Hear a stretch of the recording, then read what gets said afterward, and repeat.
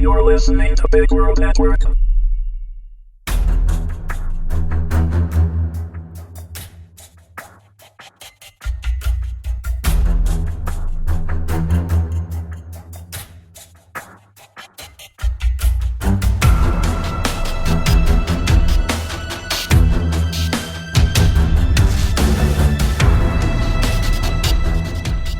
Bloodshot Buck, Episode 2, written by W. H. Wood and Mitch K. Allan, read by Willow Wood.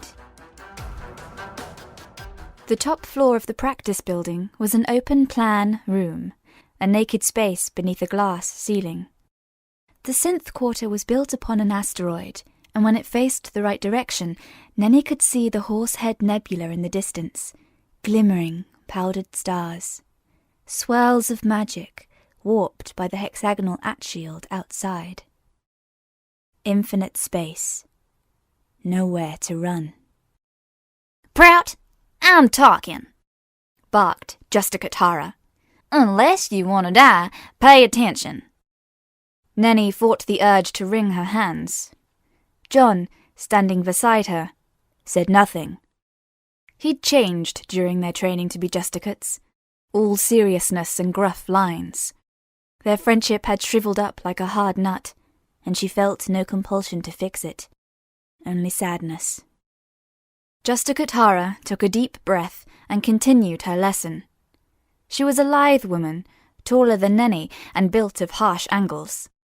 Her cheekbones dominated her face, cliff edges beneath two magnificent blue eyes. Neni wished she had blue eyes.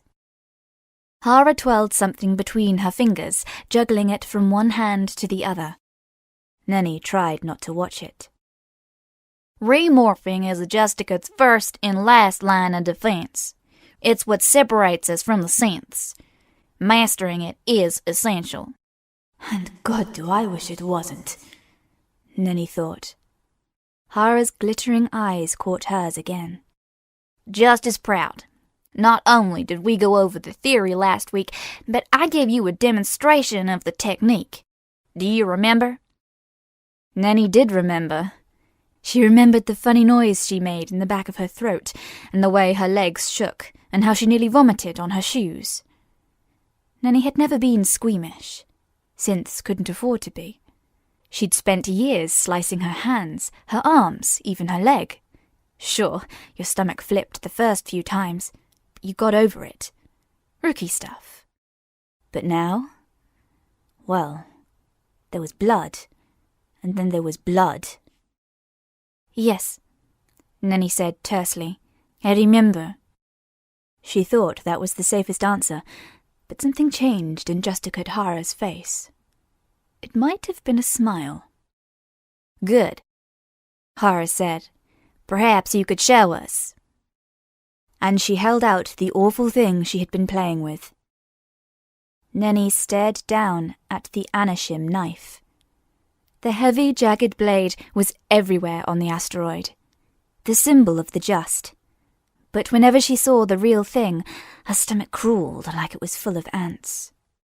And to think, she used to gaze at these things with envy. Neni hovered one hand over the cold hilt. Her eyelids fluttered shut. "Just sound bold and confident, and it'll all be fine." "I'd rather not," she said. Hara's perfect eyebrows didn't raise even a millimeter. She treated Neni to a few more seconds of her icy stare before wordlessly passing the knife to John instead. It was only as John lifted the knife up to his torso that Neni realized he had no idea what he was doing. Hara had slashed herself with practiced ease last week, one clean slice from collarbone to pelvis. But John was still thinking like a synth, minimizing the damage. He fumbled and stuffed the knife into his stomach. He remembered just in time to depress the small switch in the hilt with a soft click before dropping it to the floor with a grunt. The switch released thinner into his bloodstream, signaling his body to evacuate all fluids. As John struggled to his knees, every drop of blood he owned tried to force its way through the tiny stab wound. Jugular, Nenni thought as it spurted between John's fingers. Should have gone for the jugular.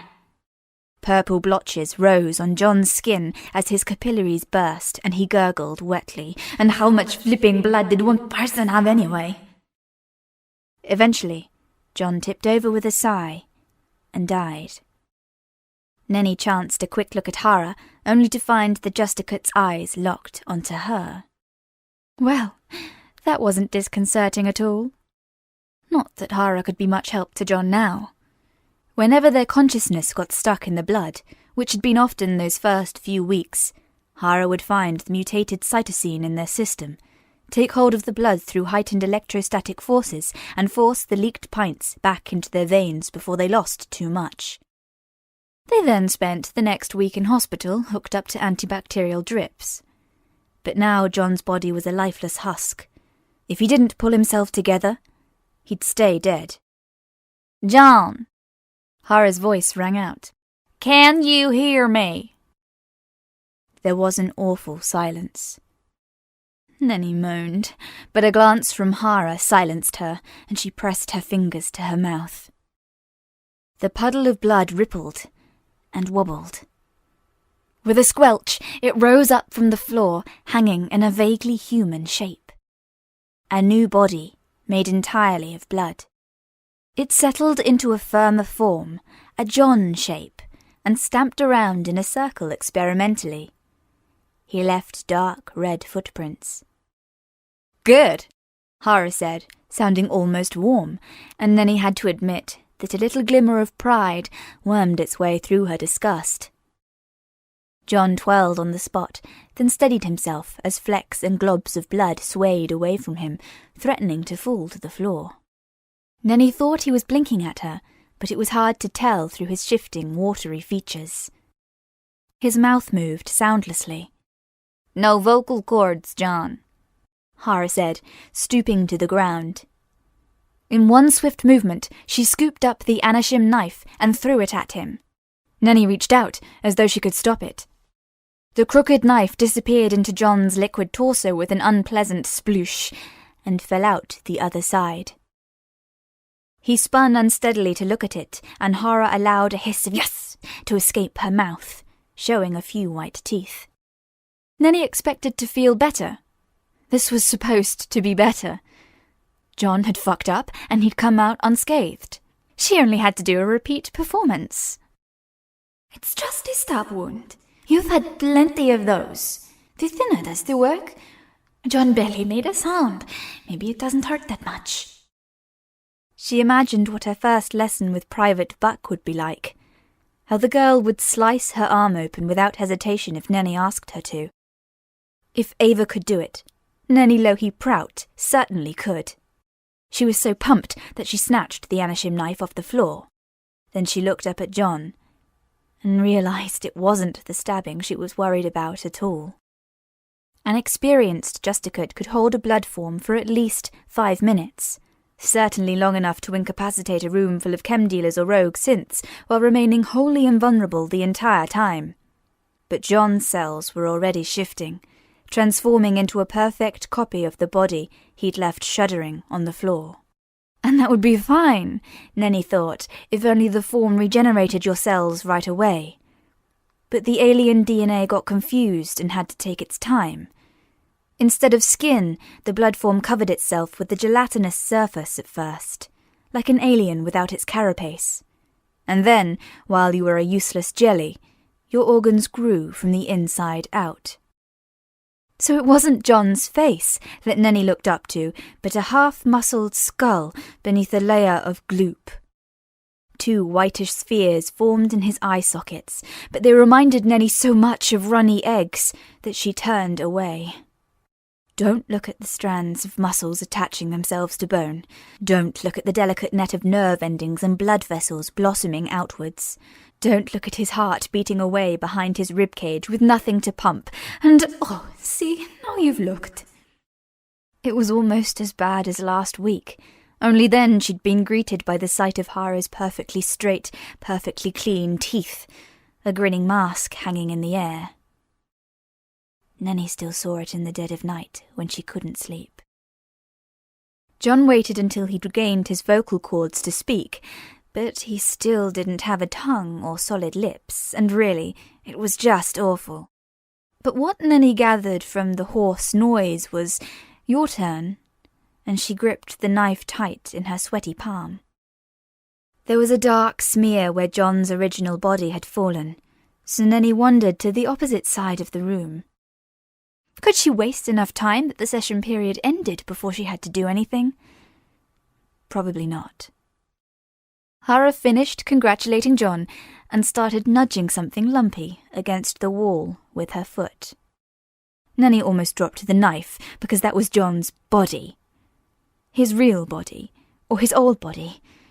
But Hara was kicking it out of the way, whatever it was now.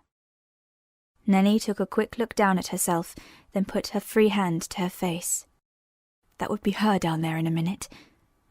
The body she'd grown up in, and gawked at and complained about and filled with alien DNA.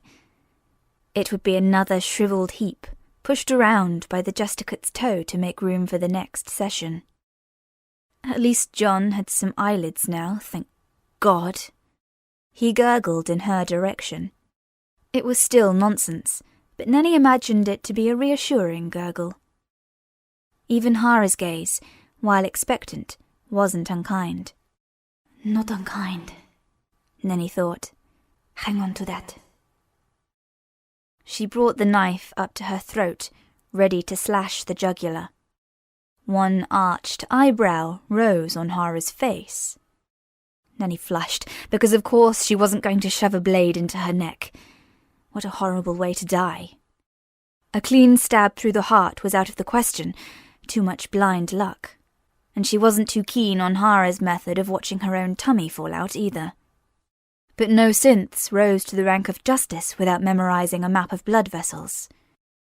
Nenni checked the green light set into the knife's hilt, signalling it had another charge of chems. It was worth it, Nenni told herself. It was worth it for 5 minutes of invulnerable freedom. She bent over, sliced her femoral artery, and pushed the switch.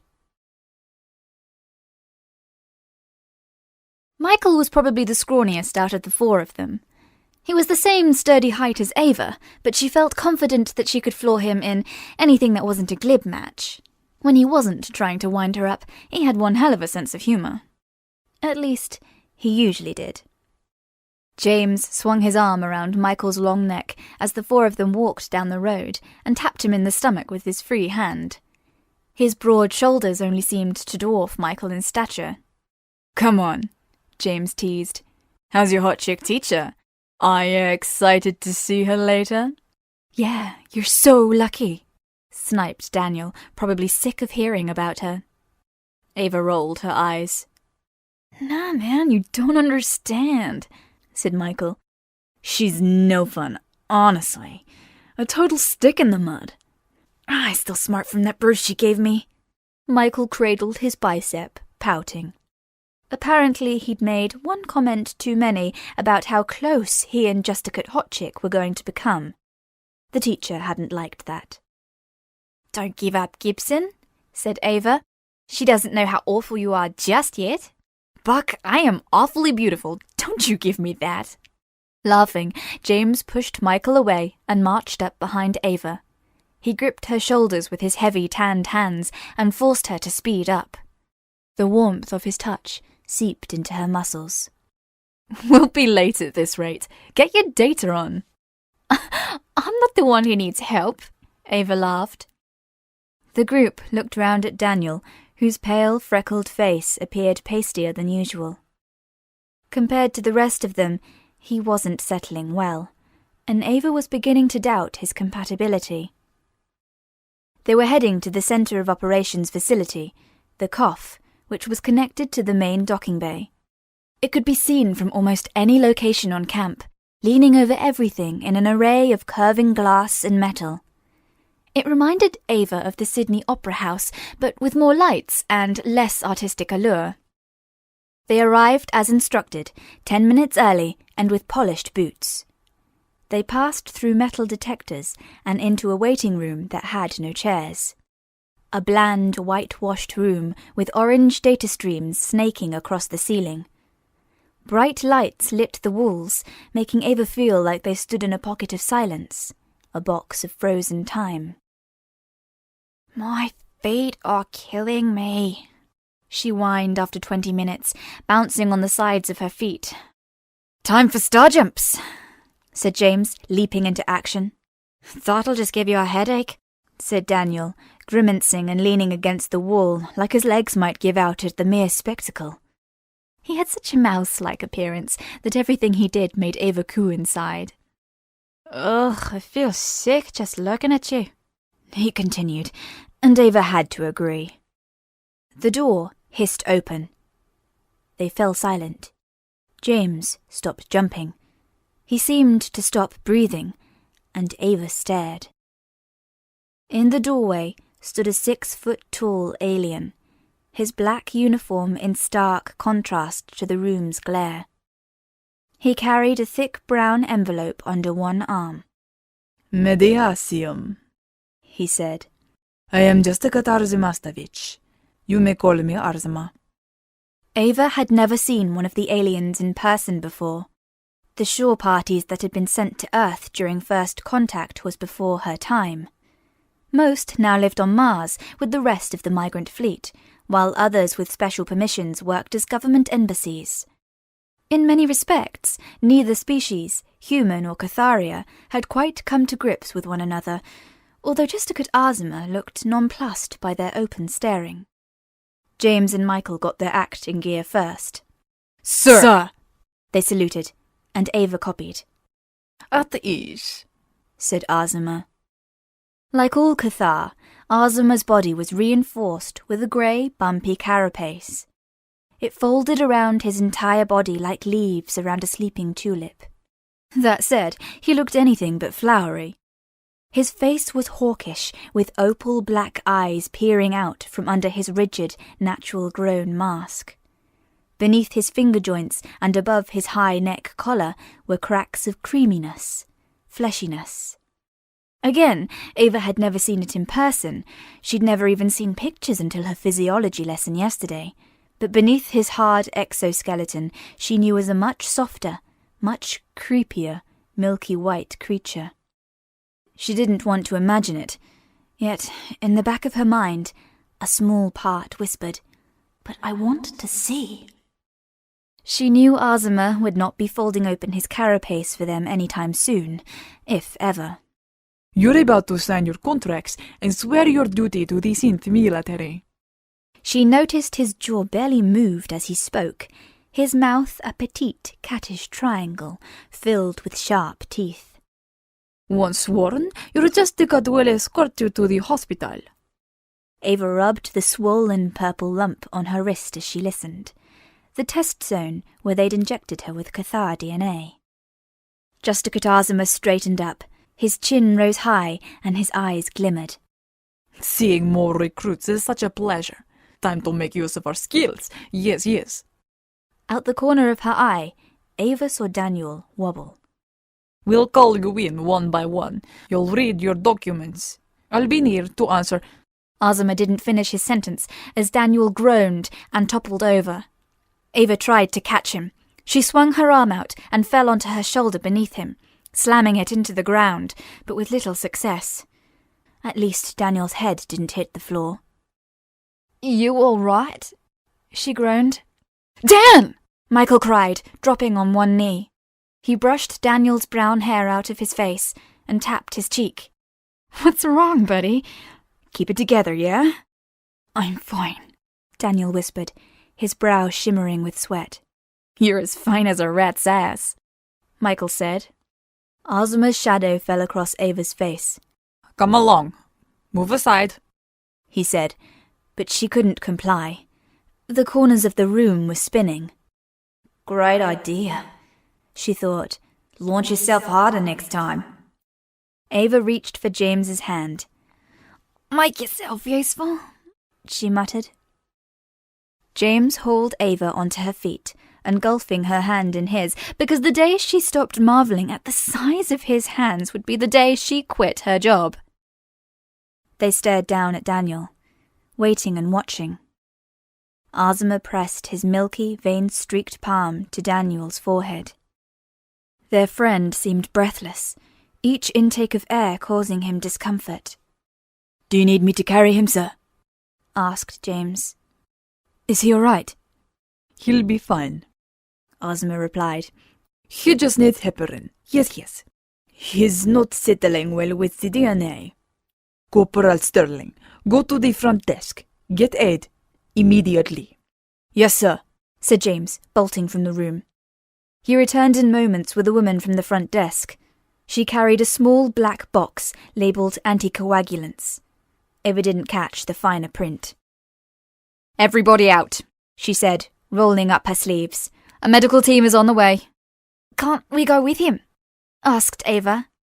A vine of fear wrapped itself around her chest and squeezed tighter when Daniel coughed, blood speckling his chapped lips. If the woman replied, Ava didn't hear her. Azuma herded them out of the waiting room's second door and into a corridor with glass booths. "Jesus," said Michael, scraping his wiry black hair. He met Ava's gaze with wide, bloodshot eyes.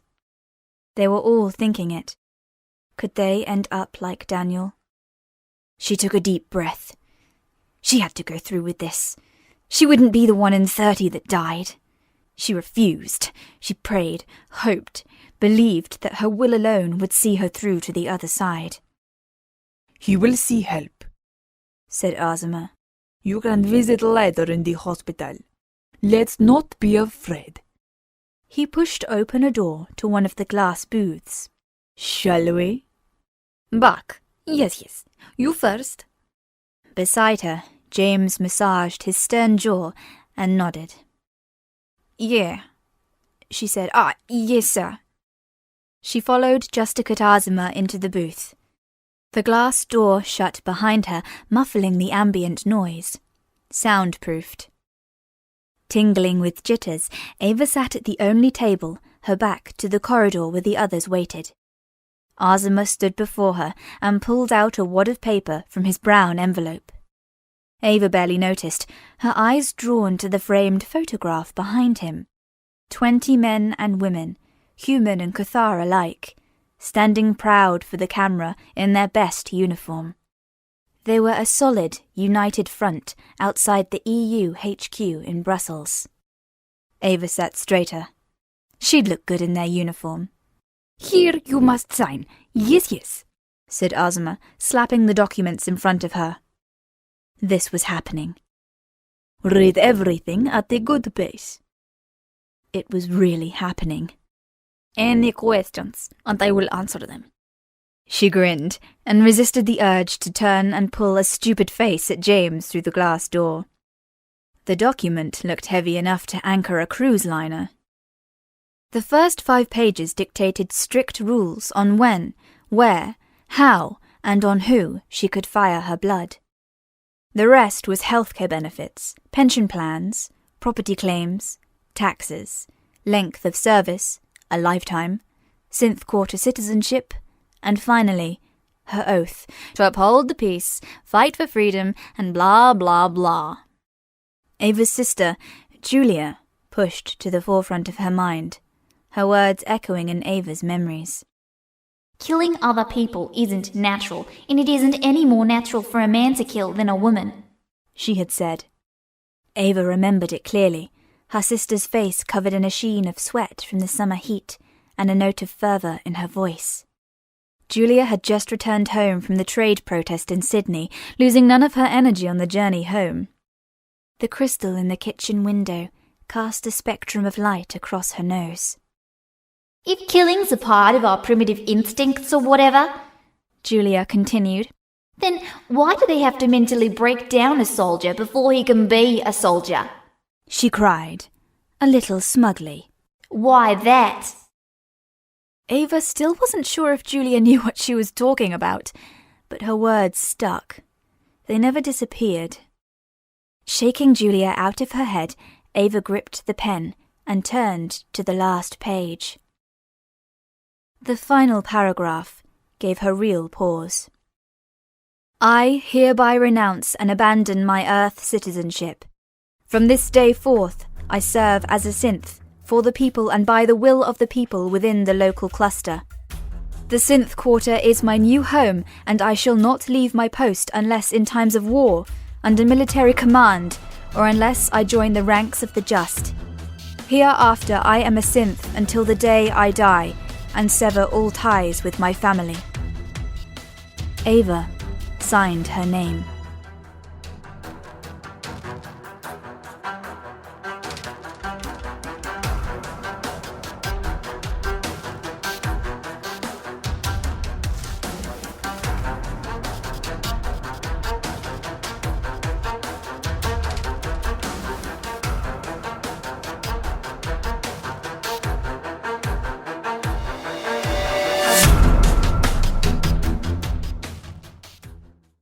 Music by Kevin MacLeod.